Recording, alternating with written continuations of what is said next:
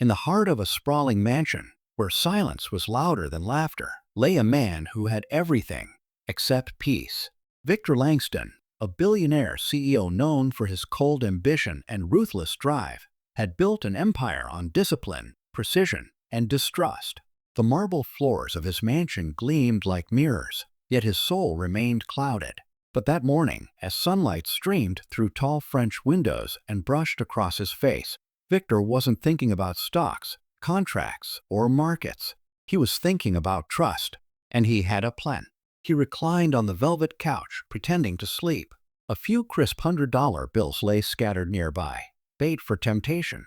Someone in the house had been stealing small amounts of money. Rumors among staff pointed to the new maid, Clara. She was quiet. Too quiet. Soft-spoken, timid, almost invisible.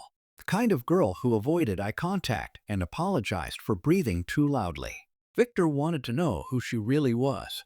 If you believe that kindness still has the power to change hearts, then take a second to subscribe to HOA Chronicles, because what you're about to hear isn't just a story, it's a reminder of what real goodness looks like. The clock struck 8. Clara entered the grand room, her steps soft against the marble. Her uniform was tidy but worn, her hands slightly trembling as she arranged the flowers on the side table. When her eyes fell upon the money beside the sleeping Victor, she froze. Her breath caught. Victor, behind half-closed eyes, watched her every move. Would she take it? He thought she might.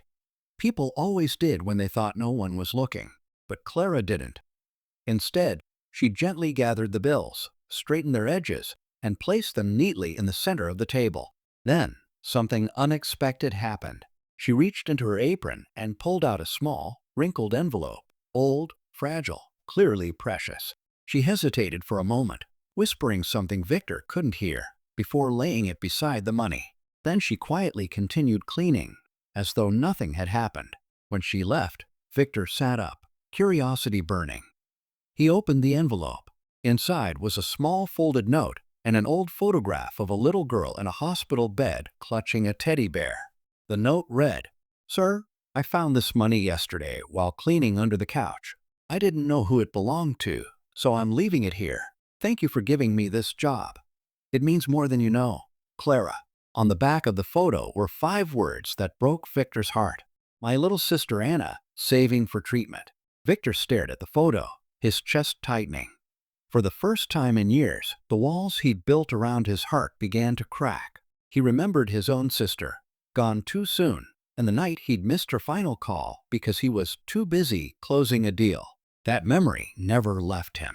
From that day, Victor began watching Clara differently. She arrived early, left late, and never complained. He saw her sit beside his paralyzed mother, reading softly to her, adjusting her blanket, whispering prayers under her breath. His mother, who hadn't smiled in months, began to laugh again. Still, Clara never spoke of her pain. She never mentioned her sister. She just kept working, grateful for every small thing she had. One night, thunder shook the sky. Victor couldn't sleep. Wandering through the halls, he found Clara sitting alone in the dim kitchen, eating a small piece of bread with tea. She looked out the window, watching the lightning, and whispered a prayer. Something in that moment shifted inside him. He saw purity, something rare, something the world had taken from him long ago.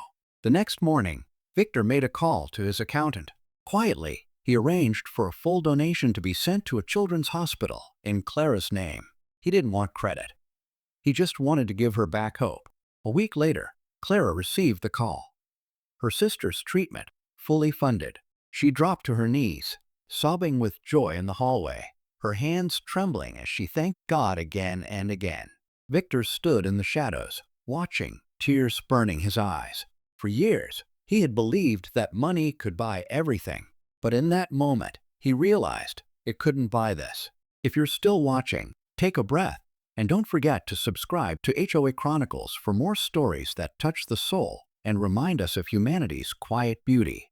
The next morning, Clara came to work with swollen eyes, but the brightest smile Victor had ever seen. She hummed softly as she worked, a melody of gratitude echoing through the marble halls. Finally, Victor called her to his study. "Clara," he said gently, "there's something you should know. The donation for your sister. It wasn't the hospital's doing. She looked up, confused. It was me, he continued. I saw your note. I tested you and I was wrong. Clara's eyes filled with tears. She didn't speak, just smiled, trembling, and whispered, "Thank you, sir. You didn't have to." Victor smiled back, a rare, genuine smile. "No," he said softly. "I needed to." That day, the mansion felt different, warmer. The air was lighter. His mother's laughter filled the halls again, and even Victor found himself pausing to watch the sunrise for the first time in years. Clara stayed, not as a maid, but as part of the family that Victor had forgotten how to have. She became the quiet heart of the mansion, a reminder that goodness doesn't need to shout to be heard. If this story touched you, if it reminded you that kindness can heal even the coldest souls, then take a moment to like, share, and subscribe to HOA Chronicles. Because somewhere out there, another story like this is waiting to be told, and you deserve to hear it.